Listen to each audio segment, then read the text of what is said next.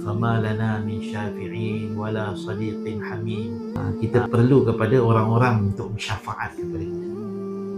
Ini wajah-wajah yang mana insya-Allah besok akan jadi pensyafaat kepada sahabat-sahabat yang lain. Fama lana min syafi'in wala sadiqin hamim. Hari neraka besok yaumul qiyamah, ketika mana ahli syurga dah masuk syurga, ahli neraka masuk neraka. Ahli syurga dalam neraka ni dia akan kata apa? Ya Allah, kenapa kawan kami tak cukup? Mana yang lain?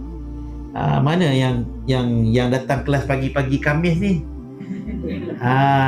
Besok kelas ni akan jadi cerita besok yaumul qiyamah.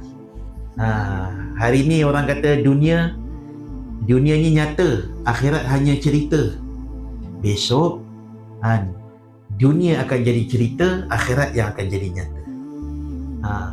Sehingga kata ulama, apa yang kita akan ceritakan besok ke akhirat besok, kalau orang masuk syurga, dia tak cerita rumah besar dia tak. Dia tak cerita kereta dia tak cerita dunia dia.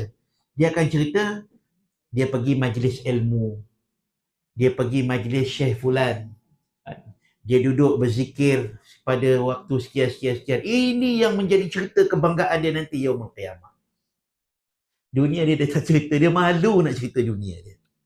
Dia malu nak cerita dia punya kereta dia kan, Myvi dia. Kan? Malu nak cerita. Besok yaumul qiyamah yang menjadi kebanggaan kita ni, hadirnya majlis ilmu. Kita akan cerita kan, oh saya duduk sebelah kawan saya kan. Waktu itulah dia akan cari, mana kawan kita tu? Waktu itu bila mana dicari dalam syurga tak jumpa, mereka akan kata, ya Allah, mana kawan kami yang dulu bersama kami atas dunia?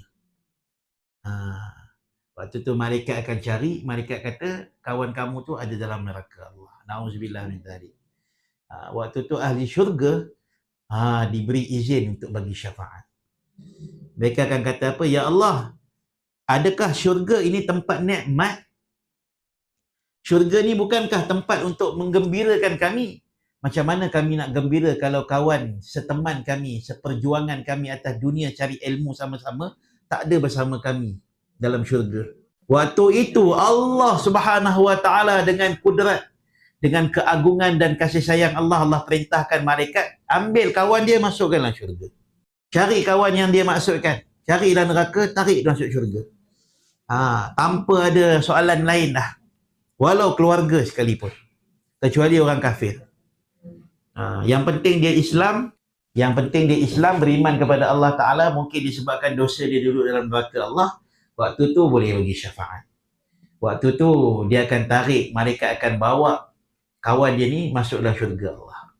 Waktu itu ramai, bukan majlis kita je, mungkin majlis orang dekat Shah Alam ke, orang dekat Kedah ke kan, yang ada majlis juga. Waktu tu masing-masing malaikat cari kawan-kawan orang ni, yang pernah duduk majlis ilmu, yang pernah bersama dengan mereka atas dunia, akan ditarik, keluarkan sebanyak mungkin daripada neraka Allah. Waktu tu orang-orang kafir dia akan tanya, nak pergi mana tu? Orang kafir memang dia tak boleh keluar dah.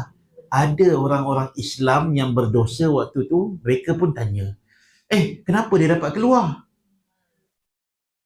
Saya kenapa tak diambil? Tak pernah hadir majlis. Macam mana nak diambil?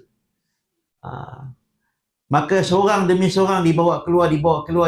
Mereka tanya pada malaikat. Dia kata, malaikat, kenapa diorang ni dibawa keluar? Malaikat bagi tahu sebab kawan-kawan mereka yang bagi syafaat kepada mereka. Kau ada kawan? Dia kata kawan dia semua kat sini. Kawan dia semua lah neraka Allah. Alhamdulillah. Dia kata ada kawan-kawan syurga. Mana ada, semua kawan ahli maksiat. Semua geng-geng kelab semua. Kan? Semua goyang kepala atas dunia. Semua duduk dalam neraka Allah. Kan? Semua tolak-tolak. Engkau punya pasal lah engkau. Kan? Fama lana min syafi'in. Mereka pun bercakap apa? Fama lana min syafi'in. Tak ada orang nak syafaat kita. Wala sadiqin hamim. Walau sahabat teman rapat kita. Itu pentingnya sahabat dengan orang-orang saleh, orang-orang yang baik. Kerana masing-masing daripada mereka mempunyai syafaat.